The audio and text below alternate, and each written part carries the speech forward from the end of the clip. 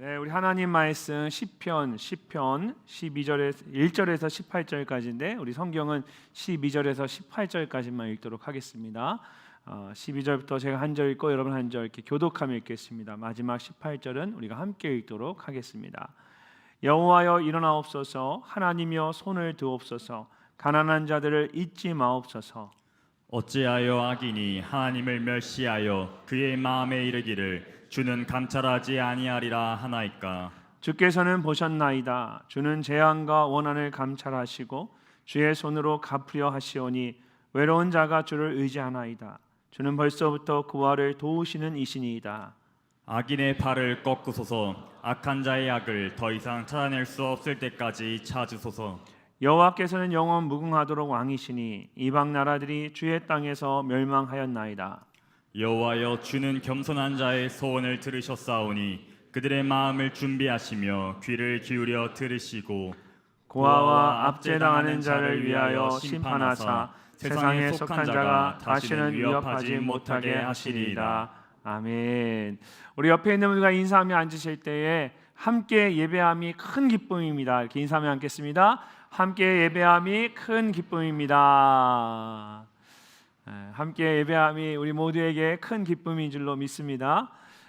우리가 지난주까지 제가 룻기 말씀을 함께 나눴는데 이제 다시 올해 초부터 나눴던 시편 말씀으로 돌아가서 이제 시편 말씀을 또 여러분과 함께 나누려고 합니다.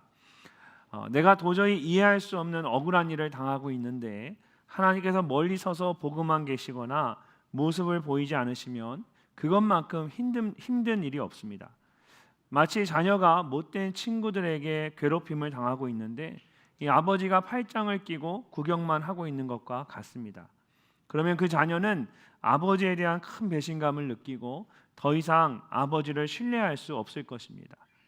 이처럼 우리가 도저히 이해할 수 없는 일이 우리의 고통과 억울함에 대한 하나님의 침묵입니다. 하나님은 우리의 모든 형편과 처지를 아십니다. 그런데 왜 침묵하시는 것일까요? 방금 읽은 시편의 저자인 다윗은 하나님께 누구보다 충성된 사람이었습니다. 하나님께서는 그 어떤 사람보다 그것을 잘 알고 계셨습니다. 하지만 다윗이 억울한 누명을 쓰고 악한 대적들에게 쫓겨다닐 때 하나님은 계속해서 침묵하셨습니다. 그래서 참다 못한 다윗이 깊이 탄식하며 자신의 괴로움과 고통을 호소하는 것이 오늘 시편 말씀의 배경입니다. 이것은 단지 억울한 일을 당할 때만을 말하는 것이 아닐 것입니다. 육신의 연약함이나 질병이 빨리 낫지 않을 때, 취직이 되지 않거나 인생의 길이 잘 열리지 않을 때도 우리는 하나님을 향하여 탄식하게 됩니다. 여호와여, 어찌하여 멀리 서시며 어찌하여 환난 때에 숨으시나이까. 이 짧은 한 절의 말씀 속에 어찌하여라는 말을 두 번이나 반복한 것을 보면 지금 다윗의 마음이 얼마나 답답하고 고통스러운지를 잘 알 수 있습니다. 하나님께서 도와주셔야만 이 어려움을 해결할 수 있을 것 같은데 하나님께서 너무 멀리 서 있는 것 같고 심지어 보이지 않는 것만 같았습니다. 그래서 더 절실하게 하나님의 도우심을 구하며 탄식하고 있는 것입니다. 반면에 악한 자들은 그 마음에 교만함이 가득해서 다윗처럼 도움이 필요한 어려운 가운데 있는 연약한 사람들을 오히려 더 크게 몰아세웠습니다. 2절 말씀을 보십시오. 악한 자가 교만하여 가련한 자를 심히 압박하오니 그들이 자기가 베푼 꾀에 빠지게 하소서. 여기서 압박하오니라는 말은 원래 불타다라는 의미를 가진 히브리어 동사에서 나온 단어입니다. 마치 모든 것을 불태우듯이 맹렬한 기세로 몰아세우는 것을 의미합니다. 특별히 계속해서 반복되는 농작을 의미하는 미완료 시제를 사용해서 그냥 두어도 살아가기 힘든 연약한 자들을 끊임없이 고통스럽게 하는 이 악한 자들의 모습을 생생하게 묘사하고 있습니다. 이런 상황에서 다윗이 바라는 것은 딱 한 가지였습니다. 악한 자들이 연약한 자들을 붙잡기 위해서 촘촘한 그물처럼 짜놓은 그들의 계획에 오히려 그들 스스로 빠져드는 것이었습니다. 그래서 결국은 이 모든 상황 속에서 승리하는 것이었습니다. 어떻게 하면 그런 일들이 일어날 수 있을까요? 악한 자들로 인한 괴로움과 고통 가운데 우리는 어떻게 해야 할까요? 가장 먼저 우리는 하나님께서 지금도 나와 함께 계심을 믿어야 합니다. 억울한 일로 인해서 괴롭고 고통스러울 때에 그런 나의 마음을 더 괴롭고 고통스럽게 하는 것은 하나님이 전혀 보이지 않는 것입니다. 나만 홀로 있는 것 같을 때입니다. 다윗을 괴롭고 고통스럽게 하던 악한 자들도 그것을 잘 알고 있었습니다. 그래서 하나님이 없다라고 말하며 다윗을 더 괴롭고 고통스럽게 했습니다. 3절과 4절 말씀을 우리 함께 한번 읽어보도록 하겠습니다. 악인은 그의 마음의 욕심을 자랑하며 탐욕을 부리는 자는 여호와를 배반하여 멸시하나이다. 악인은 그의 교만한 얼굴로 말하기를 여호와께서 이를 감찰하지 아니하신다 하며 그의 모든 사상에 하나님이 없다 하나이다. 아멘. 그의 모든 사상에 하나님이 없다 하나이다. 악한 자들의 특징은 그 마음에 교만함이 가득하다는 것입니다. 그래서 마음속에 있는 욕심을 아무렇지 않게 자랑했습니다. 특별히 탐욕을 부리는 자라는 말에서 이 탐욕이라는 단어가 가지고 있는 본래의 뜻은 깨뜨리다, 부수다입니다. 이것은 불법과 폭력을 함축하는 단어로 폭력으로 남의 것을 빼앗는 자를 의미합니다. 그래서 악한 자들을 탐욕을 부리는 자들이라고 말하는 것은 그냥 그들이 단순히 마음의 욕심을 가지는 정도가 아니라는 것입니다. 그들은 자신들의 그 욕심을 채우기 위해서 다른 사람들의 것을 강제로 빼앗고 삶을 망가뜨리는 자들입니다.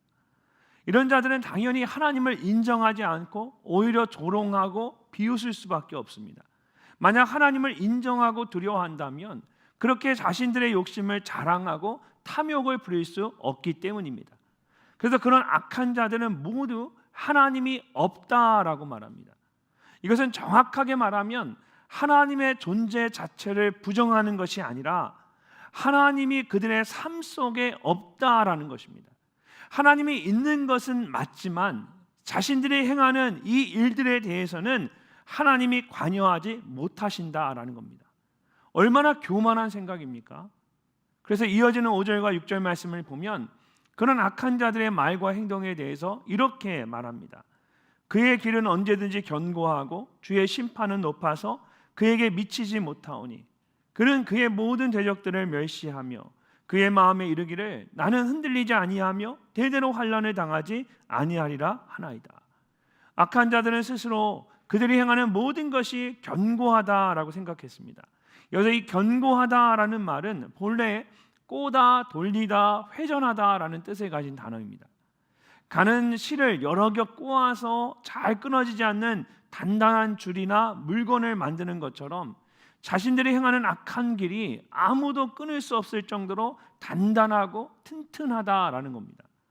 또 견고하다라는 말은 춤을 추다, 번영하다라는 의미로 사용되기도 합니다. 본래 기본적인 의미가 돌리다, 회전하다이기 때문에 마치 무도회 같은 곳에서 빙글빙글 돌며 춤을 추는 모습을 생각한 겁니다. 그래서 대부분의 영어 성경들은 이 말을 견고하다라고 하지 않고 춤을 추다라는 의미로 악한 자들의 길이 춤을 추듯 항상 형통하다, 번성한다라는 뜻으로 번역을 했습니다.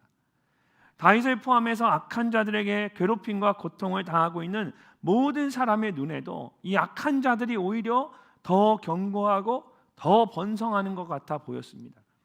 하나님의 심판은 너무나 고귀하고 악한 자들이 행하는 길은 너무 악해서 이 하나님의 고귀한 심판이 악한 자들에게 전혀 미치지 못하는 것 같았습니다. 얼마나 괴롭고 힘든 일입니까?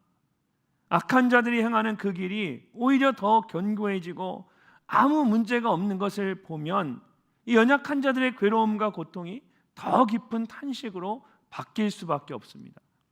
아마 여러분에게도 이렇게 도저히 이해되지 않는 그런 힘든 경험이나 그런 상황이 있으실 겁니다. 사회적인 구조로 인해서 내 인생이 꽉 막혀 있는 것 같고 내 주변의 사람들로 그 악한 사람들로 인하여서 내가 정말 불행한 인생을 사는 것 같고 하나님은 너무 멀게만 느껴지고 이 악한 말과 행동들은 나에게 너무 가까이 다가와 있고 이걸 어떻게 할 수 없는 이 상황 속에서 오히려 더 분노하게 하는 것은 그런 악한 사람들과 악한 행동들이 오히려 더 번영하고 더 든든해지고 단단해지고 강해진다는 거예요. 아무것도 할 수 없는 것 같은, 도저히 방법이 없는 큰 장벽 앞에서 그런 힘든 경험이 아마 여러분의 인생 가운데 지금 이 청춘의 때, 젊을 때에 아마 여러분의 인생 가운데 그런 세상의 그 악함으로 인하여서 여러분 마음에 정말 답답함이 있을 겁니다. 그런데 그런 악한 자들이 그렇게 힘들어하는 나를 또 멸시하듯 바라보는 겁니다. 여기서 이 멸시하며라는 말에는 기본적으로 호흡을 하다, 숨을 쉬다라는 뜻이 담겨져 있습니다. 그래서 공기처럼 가볍게 여기거나 콧방귀를 뀌듯 웃으면서 조롱하는 것을 의미합니다. 그러면서 이 악한 자들이 스스로에게 결정적인 한마디를 합니다. 나는 흔들리지 아니하며 대대로 환난을 당하지 아니할 것이다. 사람이 스스로 한 치 앞도 내다볼 수 없고 생명의 주권이 하나님께 있다는 것을 생각해 보면 이런 악한 자들의 말은 굉장히 교만한 것입니다. 근데 악한 자들이 스스로 아무 거리낌 없이 그런 말들을 거침없이 해야 되는 겁니다. 자, 그렇다면 말만 그랬을까요? 그들의 악한 행동들도 거침이 없었습니다. 그의 입에는 저주와 거짓과 포악이 충만하며 그의 혀 밑에는 잔해와 죄악이 있나이다. 그가 마을 구석진 곳에 앉으며 그 은밀한 곳에서 무죄한 자를 죽이며 그의 눈은 가련한 자를 엿보나이다. 사자가 자기의 굴에 엎드린 같이 그가 은밀한 곳에 엎드려 가련한 자를 잡으려고 기다리며 자기 그물을 끌어당겨 가련한 자를 잡나이다. 마치 아이들이 달콤한 사탕을 혀에 두고 즐기듯이 이 악한 자들이 저주와 거짓과 포악이 가득해서 이 연약한 자들의 그 고통과 불행을 혀 밑에 두고 즐기고 있는 겁니다. 또한 먹잇감을 단번에 낚아채고 물어뜯는 포악한 사자처럼 힘없는 연약한 자들을 조롱하거나 죽이기 위해서 성벽이나 군인들이 없는 구석진 곳에서 조용한 곳에서 숨어서 기다리는 겁니다. 그가 굽부러져 엎드리니 그의 포악으로 말미암아 가련한 자들이 넘어지나이다. 그가 그의 마음에 이르기를 하나님이 잊으셨고 그의 얼굴을 가리셨으니 영원히 보지 아니하시리라 하나이다.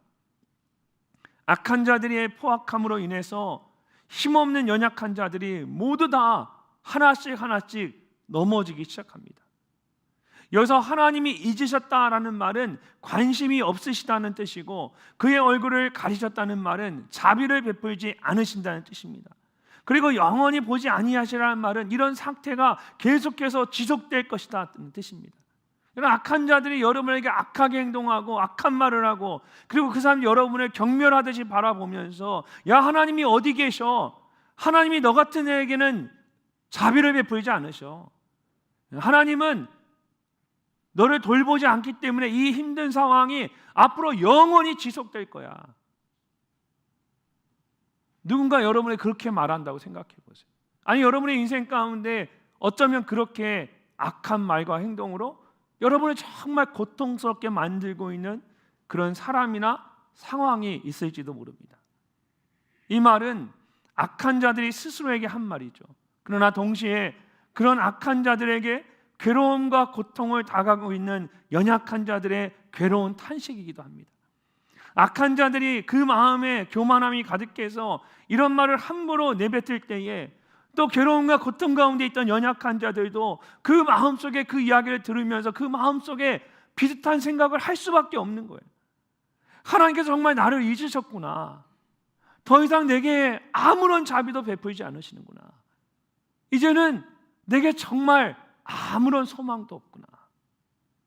이렇게 악한 자들과 세상으로 인해서 깊은 절망과 탄식 가운데 빠져들 때 여러분 우리는 어떻게 해야 할까요? 오늘 말씀을 보면 이런 이해할 수 없는 괴로움과 고통 속에 우리가 보지 못하는 숨겨진 놀라운 반전이 있습니다. 원래 이 시편은 시편 9편과 함께 하나의 긴 시편입니다. 어떻게 그것을 알 수 있을까요? 여러분이 가지고 있는 계신 성경을 보면, 성경책을 보면 각 시편에는 대부분 그 내용을 간략하게 설명하는 짧은 표제어라는 것이 있습니다. 소제목 같은 거죠. 그래서 시편 전체의 서론과 같은 1편과 2편만 없고 3편부터 3편, 4편, 5편, 6편, 7편, 8편, 9편 각 시편마다 이렇게 보면 모두 그 앞에 짧은 소제목인 표제어가 있는 것을 볼 수가 있습니다. 근데 그 가운데서 이 시편 10편만 표제어가 없습니다. 성경학자들은 시편 9편과 10편이 하나의 시편이기 때문에 이 9편에만 표제어가 있고 10편에는 표제어가 없는 것이다 라고 설명을 합니다. 그리고 히브리어로 된 원어 성경을 보면 시편 9편의 1절이 히브리어 알파벳의 첫 글자인 알렙으로 시작이 됩니다. 우리가 ABCD 알파벳이 있죠. 가나다라 마바사 알파벳이 있죠.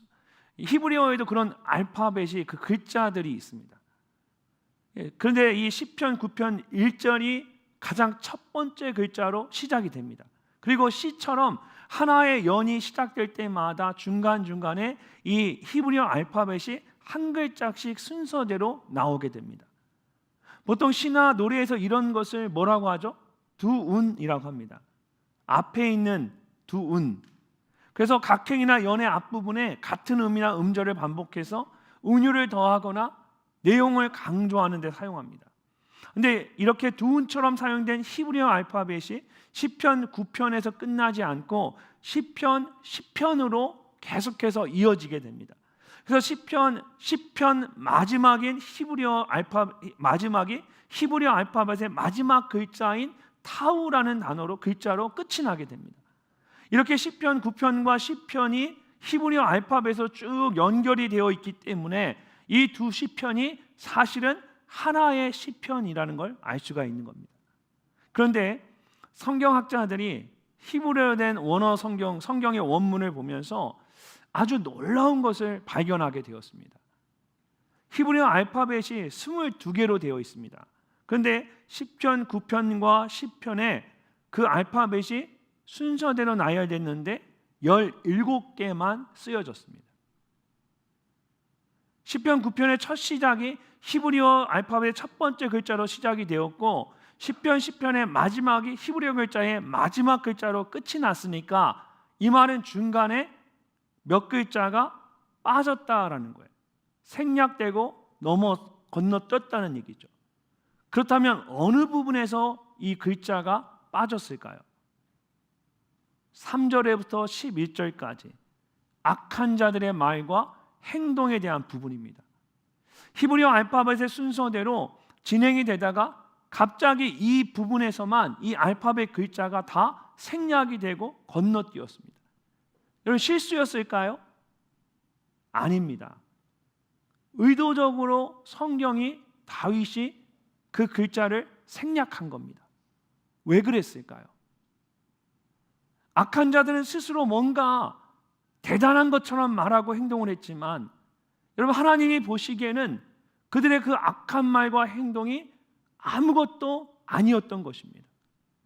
그리고 다윗이 보기에도 악한 자들의 말과 행동이 너무 교만하고 마음대로 하는 것 같았지만 그 모든 것이 결국은 하나님의 주권 아래 있음을 믿었던 겁니다. 그래서 그들의 악한 말과 행동들에 대해서 말하면서 일부러 다윗이 알파벳 글자를 모두 빼버렸습니다. 지금도 악한 자들과 세상은 우리에게 하나님이 너를 잊으셨고 그의 얼굴을 가리셨으니까 영원히 보지 아니하실 것이다 라고 말합니다.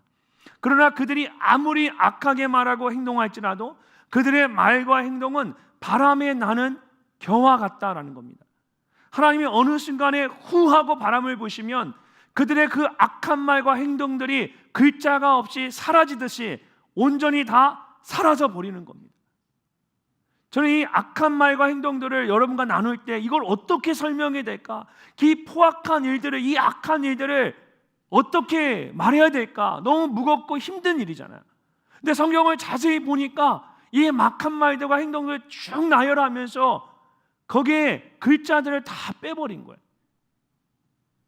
이 악한 행동과 말들이 눈에 보이는 이 모든 것들이 눈에는 보이지만 사실은 아무것도 아니라는 거예요. 사라져 버릴 것이라는 거예요.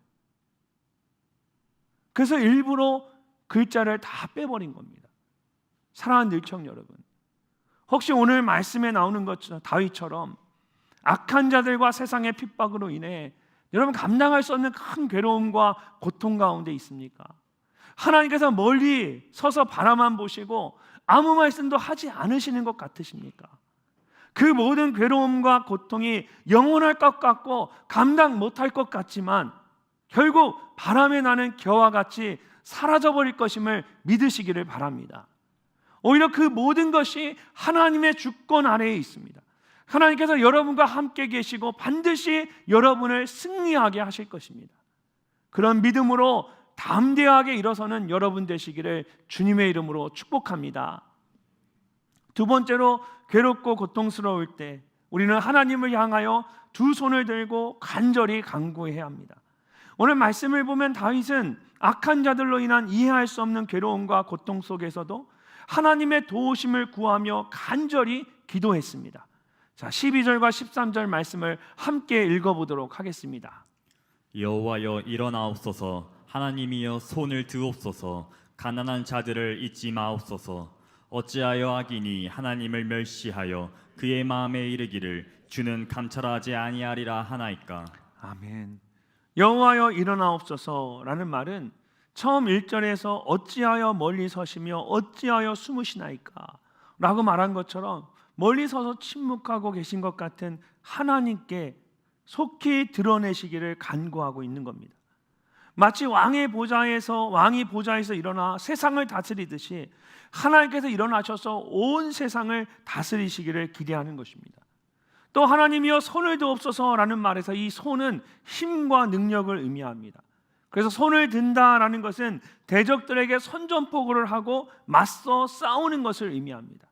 사무엘하 20장을 보면 압살롬의 반란 이후에 베냐민 사람인 기스의 아들 세바가 다윗을 향해 반란을 일으킵니다. 성경을 보면 그런 세바의 행동에 대해서 세바라 하는 자가 손을 들어 왕 다윗을 대적하였나니라고 말합니다. 좋은 예는 아니지만 이 손을 든다라는 것이 무엇을 의미하는지는 잘 알 수가 있습니다. 그러면 오늘 말씀에서 하나님께 손을 들어달라는 것은 하나님께서 힘과 능력으로 악한 자들을 대적하여 싸워 이겨달라는 것입니다. 에베소서 6장 12절을 보면 사도 바울이 우리의 씨름은 혈과 육을 상대하는 것이 아니요 통치자들과 권세들과 이 어둠의 세상 주관자들과 하늘에 있는 악의 영들을 상대함이라고 말합니다. 우리의 싸움이 눈앞에 보이는 악한 자들을 상대하는 것 같지만 사실은 보이지 않는 악한 영들과의 영적 싸움이라는 것입니다. 눈앞에 보이는 악한 말과 악한 행동을 하는 악한 사람을 우리가 대면하고 대적하는 것 같지만 사실은 그 악한 사람을 대적하는 것이 아니라 그 사람 안에 있는 악한 말과 악한 행동을 하게 하는 악한 영과의 영적 싸움이라는 거예요. 사람들이 악하게 할 때는 잘 들여다보면 그 사람의 겉으로 보이는 모습이 문제가 아니라 그 사람 안에 있는 그 마음의 중심, 그의 영의 문제임을 보게 됩니다. 그렇기 때문에 우리의 모든 싸움은 결국 기도로 시작해서 기도로 맞춰지게 됩니다. 모든 것이 기도로 판가름이 나는 겁니다. 그러므로 괴롭고 고통스러운 순간에 우리가 가장 먼저 해야 할 일은 두 손을 높이 들고 하나님을 향해 간절히 기도하는 겁니다. 사랑하는 늘청 여러분, 혹시 악한 자들과 세상에 의해서 억울한 일을 당하고 계십니까? 감당할 수 없을 만큼 괴롭고 고통스러운 그런 상황 가운데 있으십니까? 여러분, 기도의 자리로 나아가십시오. 여호와여 일어나옵소서, 하나님이여 손을 드시옵소서 라고 외친 다윗처럼 여러분 간절히 하나님을 찾고 구하십시오. 우리 교회에는 기도할 수 있는 자리가 많이 있습니다. 가장 기본적으로 이런 매일 드려지는 새벽 예배와 수요일 저녁 예배, 그리고 주일에 드려지는 이 늘청 예배와 같이 모두가 함께 드리는 공예배에 나오면 예배 가운데 우리가 함께 기도하는 시간을 가질 수 있습니다. 무엇보다 가장 뜨거운 기도의 자리는 금요 성령 예배에 부르짖는 기도의 자리입니다. 함께 말씀을 나누고 찬양을 한 후에 성령님의 인도하심을 따라 뜨겁게 부르짖으며 기도를 합니다. 그러다 보면 어느 순간 이 기도가 깊어지는 것을 경험하게 됩니다. 성령님이 기도의 깊은 세계로 나를 붙잡고 확 끌어당기시는 거예요. 그럼 어느 순간 나도 모르게 한참을 기도하게 되고 뜨겁게 기도하게 됩니다. 그럼 바라기는 우리 느청의 모든 청년들이 이 금요 성령 예배 그 뜨거운 기도에, 부르짖는 기도의 자리에 다 나왔으면 좋겠어요. 여러분, 청년의 때 기도할 내용이 얼마나 많습니까? 여러분, 억울할 때가 얼마나 많고 고통스러울 때가 얼마나 많습니까? 괴로울 때가 너무나 많지 않아요? 근데 그럴 때 어떻게 그 괴로움과 고통을 해결하고 풀을 수 있겠어요? 세상에 나가서 친구들을 만나면 해결이 될까요? 여러분, 잠시는 위로가 될지 모르지만 그 친구의 말이 내 평생의 위로가 되지는 않습니다. 세상 즐거움이 나의 마음을 잠시는 위로할지 모르죠. 여러분, 세상 친구들과 만나 술 한잔하면 잠시 잊을 수는 있을지 모릅니다. 그러나 여전히 내 앞에 그 고통스럽고 괴로운 삶의 문제가 그대로 놓여 있는 걸 보게 됩니다. 그 힘든 삶을 헤쳐나갈 수 있는 방법은 기도입니다. 여러분, 금요 성령 예배에 나와서 기도하세요. 여러분, 삶에 여러분 가장 중요한 게 무엇입니까? 여러분 중요하게 생각하는 거에 여러분의 시간과 에너지를 다 투자하잖아요. 내가 청년들 보니까 시간 없다, 돈 없다 그래도 자기가 하고 싶은 데는 시간과 돈을 다 투자하더라고요. 여러분 얘기가 아니라 저희 딸 얘기입니다. 이제 미국 가서 제가 마음대로 얘기해도 돼요. 아니, 바쁘다고 힘들다고 그렇게 얘기하면서 보면은 자기가 하고 싶은 거 할 때는 버쩍버쩍 일어나서 아침 일찍 일어나 나가더라고요. 사실이잖아요, 여러분. 여러분, SNS 보고 여러분 하고 싶은 거 하는데 시간을 얼마나 많이 투자해요? 공부할 시간 없어서 시험 기간이나 기도하러 못 갑니다. 저는 다 핑계라고 생각해요. 그리고 우선순위의 문제라고 생각해요. 정말 기도 외에는 방법이 없다라고 생각하면 기도의 자리로 나갈 수밖에 없는 거예요. 정말 이 기도가 내 인생의 답이라는 걸 확신하면 금요일 저녁에 다른 데 못 가고 기도의 자리로 나올 수밖에 없는 거예요. 이 외에도 여러분 다른 사람들을 위해 중보하는 또 기도의 자리가 우리 교회 가운데 있습니다.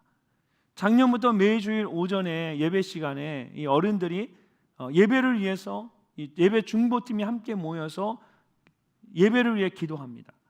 주일에 특별한 예배 순서가 있거나 어떤 영적인 필요가 있을 때에는 제가 특별히 그분들에게 특별한 기도 제목을 또 부탁하기도 합니다. 특별히 올해는 저희 교회가 기도 사역을 좀 더 체계적으로 풍성하게 하기 위해서 이 기도 사역팀을 만들고 준비를 하고 있습니다. 그래서 상반기에 여러분은 잘 모르지만 원래 공개되지 않은 모임이었어요. 상반기에 예배 중보팀과 헌신자들 대상으로 4번에 걸쳐서 기도 훈련이 있었어요. 그리고 다음 달 23일 토요일에는 오전 10시부터 오후 3시까지 말씀만 가지고 계속해서 기도하는 그런 말씀 기도회가 여기 글로리아홀에서 열리게 될 겁니다.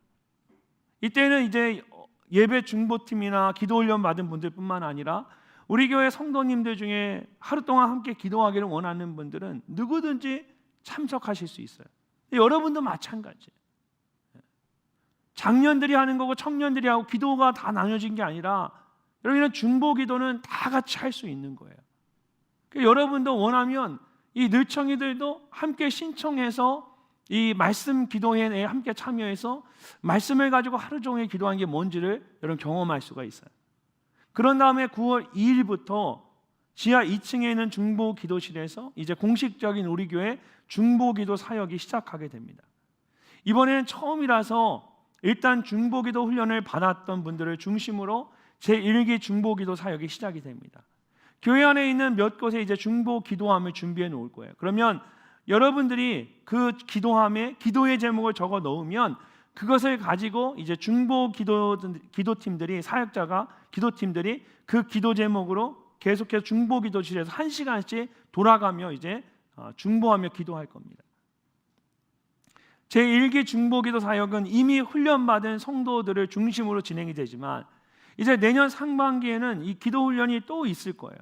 그때는 다 오픈해가지고 누구든지 신청을 하면 그리고 훈련을 받으면 여러분도 이제 내년에 교회를 위한 이 중보기도 사역에 2기 중보기도 사역에 사역팀으로 참여를 할 수가 있어요. 여러분, 저는 이 기도가 이 중보하며 기도하는 기도가 이 중보기도가 그냥 단지 이제 어른들만을 위한 기도 시간이 아니라 생각해요. 청년이든 어른이든 누구나 교회를 위해서 또 지체들을 위해서 기도하겠다 그러면 누구든지 훈련받고 이 기도 사역에 함께 동참할 수 있어요. 청년들과 장년들이 함께 공유할 수 있는 몇 가지 사역 중에 하나가 이 기도 사역인 거예요. 함께 선교를 가는 것도 그렇고 함께 기도하는 것도 사실은 우리가 함께 할 수 있는 사역이죠. 이외에도 교회를 위해 기도할 수 있는 기도의 자리가 많이 있습니다. 블레싱 사역들 중에 여러분 매주 1시간씩 예배당에 나와서 기도하는 블레싱 예배당 기도가 있습니다. 또 해성고에서 주관해서 매주 수요일 저녁에 함께 모여 기도하는 종족 입양 기도회가 있고 토요일 아침에 기도하는 무릎 기도회가 있습니다.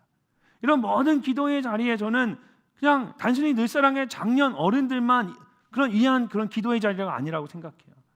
느청의 청년들을 포함해서 모든 성도들을 다 함께 그 기도의 자리에 함께 나와 기도한다고 생각해 보세요. 얼마나 하나님이 기뻐하시는 자리입니까? 여러분 야고보서 5장 13절을 보면 야고보 사도는 아주 담대하게 너희 중에 고난당하는 자가 있느냐 그는 기도할 것이요 라고 말합니다. 예수님께서 제자들에게 기도의 다른 것으로는 이런 종류가 나갈 수 없다라고 말씀하신 것처럼 기도만이 답이라는 겁니다. 여러분이 기도하기 위해서 무릎을 꿇으면 하나님께서 여러분을 위해 일어서십니다. 여러분이 기도하기 위해 두 손을 모으면 하나님이 여러분을 위하여 두 손을 활짝 펴십니다.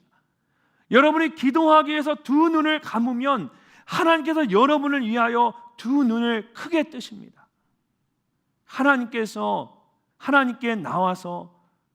하나님께 나와 여러분 기도하시기를 바랍니다. 하나님이 나와 함께 계심을 믿고 여러분 기도의 자리로 나오십시오. 여러분의 탄식이 기도가 될 때에 하나님께서 여러분의 삶 가운데 놀랍게 역사하십니다. 간절한 기도로 하늘의 문이 열리는 그 은혜를 경험하는 여러분이 되시기를 주님의 이름으로 축복합니다. 마지막으로 악한 자들과 세상으로 인해 괴롭고 고통스러울 때에도 우리는 하나님의 일하심을 믿음으로 선포해야 합니다. 오늘 말씀을 보면 다윗은 이해할 수 없는 괴로움과 고통 속에서도 하나님께서 함께 계신다라는 것을 믿고 기도했을 뿐만 아니라 결국 하나님께서 이 모든 것을 심판하실 것이라는 믿음을 담대히 선포했습니다. 14절 말씀을 함께 읽어보도록 하겠습니다.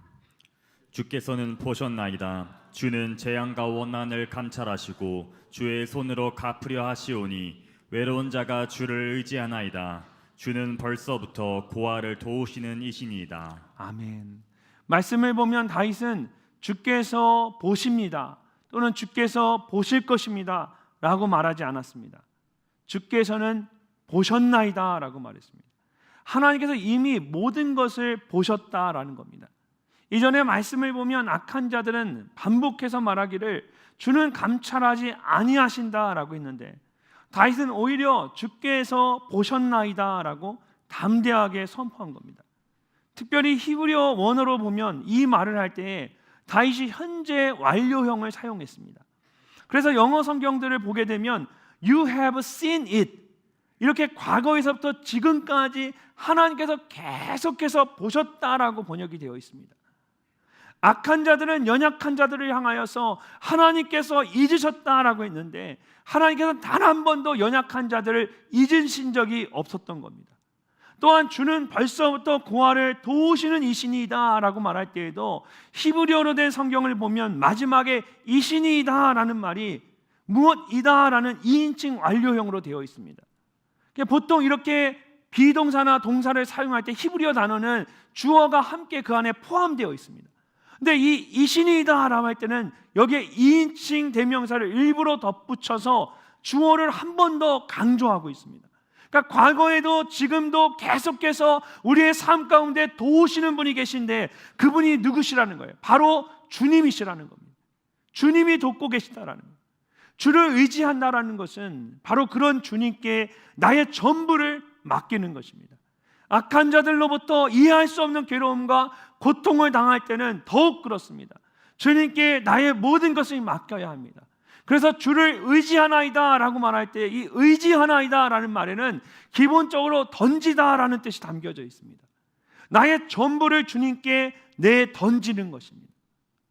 사랑하는 늘청 여러분, 주님은 여러분을 누구보다 잘 아십니다. 과거에도 보셨고 지금도 계속해서 보고 계십니다. 만약 누군가가 여러분을 돕는다면 그분은 바로 주님이십니다. 그러므로 주님께 여러분의 모든 것을 맡기십시오. 여러분의 학업과 여러분의 취직과 여러분의 진로와 여러분의 결혼, 여러분의 인생의 모든 것을 주님께 맡기십시오. 나의 전부를 던지듯 주님을 온전히 의지할 때 주님께서 여러분의 모든 것을 책임져 주실 줄로 믿습니다. 얼마나 가슴 뛰는 일입니까? 내가 아둥바둥하고 살아가는 인생이 아니라 나의 인생을 주께 내던지는 인생이 주님이 책임지는 인생이라고 생각하면 얼마나 가슴이 뜁니까? 이어지는 말씀도 우리의 가슴을 뛰게 하는 말씀이에요. 16절 말씀을 보십시오. 여호와께서는 영원 무궁토록 왕이시니 이방 나라들이 주의 땅에서 멸망하였나이다. 악한 자들은 스스로 영원할 것 같이 생각하지만 그것도 잠시일 뿐입니다. 바람에 나는 겨와 같이 결국은 사라지게 될 것입니다. 하지만 하나님은 영원하신 왕이십니다. 결국은 하나님께서 모든 것을 통치하실 것입니다. 근데 말씀을 보면 다윗이 이방 나라들이 주의 땅에서 멸망할 것입니다 라고 말하지 않고 멸망하였나이다 라고 말합니다. 아직 일어나지는 않았지만 분명히 일어날 것을 확신하기 때문에 이미 일어난 것처럼 완료형으로 말한 것입니다. 이런 표현들을 문법적으로 예언적 완료라고 말합니다. 아직 일어나지 않은 일을 이미 일어난 것처럼 믿음으로 선포하는 겁니다. 사랑하는 늘청 여러분, 우리에게 이런 담대한 믿음이 필요합니다. 이미 다 이루어진 다음에 선포하는 믿음의 선포가, 그건 믿음의 선포가 아닙니다. 아직 이루어지지 않았지만 하나님께서 이루실 것을 믿음의 눈으로 바라보고 담대하게 선포할 수 있어야 합니다. 하나님, 학업의 길을 이미 열어주셨습니다. 취업과 진로의 문제를 이미 해결해 주셨습니다. 나의 연약한 육신을 이미 고쳐주셨습니다. 내게 믿음의 가정을 이루도록 이미 이끌어 주셨습니다. 이렇게 믿음으로 선포하고 감사할 때 하나님께서 여러분의 삶 가운데 그대로 이루시는 것입니다. 그런 담대한 믿음의 선포가 여러분의 삶 가운데 가득하시기를 주님의 이름으로 축복합니다. 그런 마음으로 자, 우리 마지막 17절과 18절 말씀을 우리 함께 한번 선포하듯 읽어보도록 하겠습니다. 여호와여, 주는 겸손한 자의 소원을 들으셨사오니 그들의 마음을 준비하시며 귀를 기울여 들으시고 고아와 압제당하는 자를 위하여 심판하사 세상에 속한 자가 다시는 위협하지 못하게 하시리이다. 아멘. 다시 마지막으로 다시 한번 들으셨사오니 라고 말합니다. 여기서도 현재 완료형을 사용해서 하나님께서 과거에서부터 지금까지 겸손한 자의 모든 소원을 들으셨다라고 말합니다. 그리고 그 들으셨다라는 믿음 위에 하나님이 다 들으셨습니다. 그리고 매일 나의 삶 속에 하나님 함께 하시면서 계속해서 준비하시고 들으시고 심판하고 계십니다. 그 들으셨다라는 다윗의 믿음의 선포 안에 매일의 삶의 고백이 담겨져 있는 거예요. 근데 정말 은혜가 되는 말씀은 이 고백 중에 겸손한 자라는 말과 소원이라는 말입니다. 겸손한 자라는 말은 그 말과 앞에 2절과 9절에 여러분 가련한 자라는 말이 나오는데 이 겸손한 자와 가련한 자가 모두 똑같은 어근을 사용하고 있습니다. 그러니까 같은 말이라는 거예요. 같은 단어에서 나온 단어인데 그것을 가지고 악한 자들은 가련한 자라고 부르며 조롱하는 것이고 주님은 겸손한 자라고 부르며 우리를 칭찬하시는 겁니다.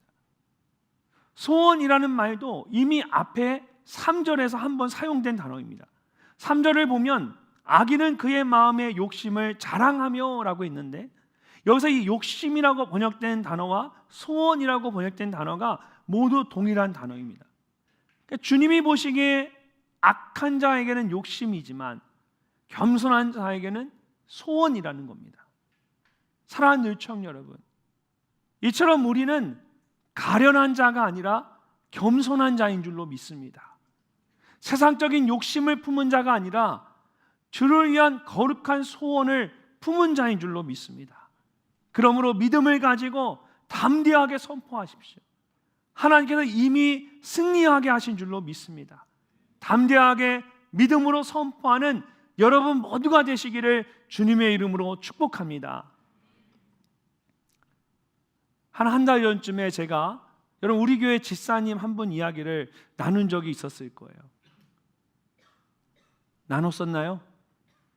제가 작년에 때는 나눴는데 여러분이 나눴는지 제가 몇 번 빠진 적이 있어서 헷갈리는데, 이 젊은 가정인데, 이 젊은 성도님인데, 이분은 사회적 약자를 돕고 싶은 마음으로 사회적 기업을 만들어서 장애인들을 고용해서 사업을 해오셨어요.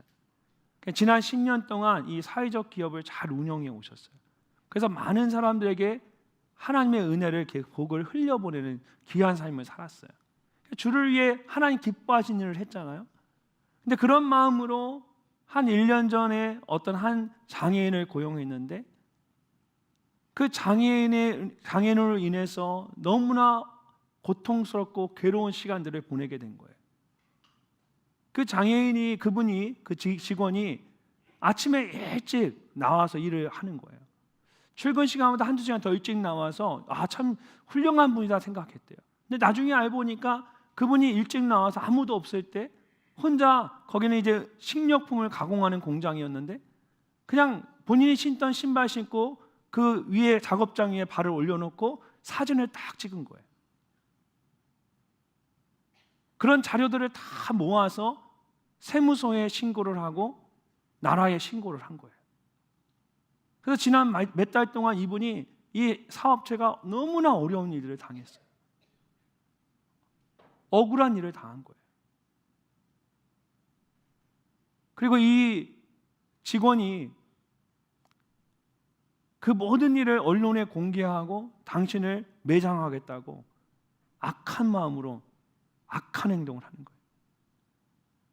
이 성도님이 어떻게 할 줄을 모르고 하나님 앞에 기도하면서 자기가 10년 동안 정말 아이를 키우듯 하나님을 위해 떳떳하게 정직하게 갖고 온 기업인데 너무 괴롭고 고통스러운 일을 당하니까 하나님 앞에 기도하면서, 하나님, 제가 살고 있는 이 집이라도 가질 수 있도록 해주세요. 직원들에게 다 나눠주고 정리하고 집이라도 건지기를 바라는 마음으로 집 밖에 나가지 않도록 해달라고, 그러면서 간절한 마음으로 하나님 앞에 나가 기도한 거예요. 그런데 이번 주에 제가 그분에게 놀라운 소식을 들었어요. 3가지 일이 있었는데, 첫째는 국가 신용기금을 관리하는 국가기관에서 연락이 왔대요. 어느 업체에서 대출을 해달라고 해서 이 기업의 그 단체에서 그 대출금을 준비했는데, 그 대출을 받기로 한 기업이, 중소기업이 형편이 상황이 바뀌어서 못 받게 됐다는 거예요. 근데 이 기금을 만들어 놨기 때문에 이걸 누군가에게는 전달해야 되는데 전화가 온 거예요. 혹시 대표님 그 회사에서 혹시 재정이 좀 필요하십니까? 우리가 준비된 금액이 있는데 필요하면 대출해 드리도록 하겠습니다. 그래서 자금이 조달이 된 거예요. 그리고 이전에 사업할 때 함께 파트너십으로 그 회사를 홍보하는 일을 도와준 회사가 있었다는 거예요. 근데 그 회사에서 갑자기 전화가 온 거예요. 대표님, 요즘 어떻게 지내고 계십니까? 이분이 지금 당하는 그 어려운 회사 사정을 쭉 얘기를 한 거예요. 근데 그 회사가 갑자기 그분에게 그러셨대요. 대표님, 그러면 저희가 그 회사에 투자하겠습니다. 그래서 그 회사가 잘 세워지고 모든 어려움이 해결이 되면 원하시면 저희가 그때 그 회사를 인수해 드리도록 하겠습니다. 근데 정말 놀라운 것은 마지막 3번째예요. 그분에게 그렇게 악하게 했던 그 직원이 먼저 전화를 하고 찾아와서 그분 앞에 무릎을 꿇고 눈물을 흘리며 사죄를 한 거예요. 여러분, 하나님은 보이지 않고 악한 사람들이 가득하고 세상이 다 부조리한 것 같지만 그 가운데 하나님은 여전히 여러분과 함께 계십니다. 그리고 하나님은 놀랍게 여러분 가운데 일하시고 결국은 여러분을 승리하게 하십니다. 사랑하는 의청 여러분, 혹시 억울하고 힘든 상황 가운데 계십니까? 하나님께서 정말 아무 말씀도 하지 않으시고 여러분 침묵하고 계신 것 같으십니까? 하나님께서 여러분과 함께 계심을 믿으실 수 있기를 바랍니다. 그 하나님께서 결국은 여러분에게 승리하게 하시는 줄로 믿습니다. 그런 믿음으로 괴로움과 고통 가운데 오히려 하나님을 마음껏 찬양하는 우리 늘청이들 되시기를 주님의 이름으로 축복합니다.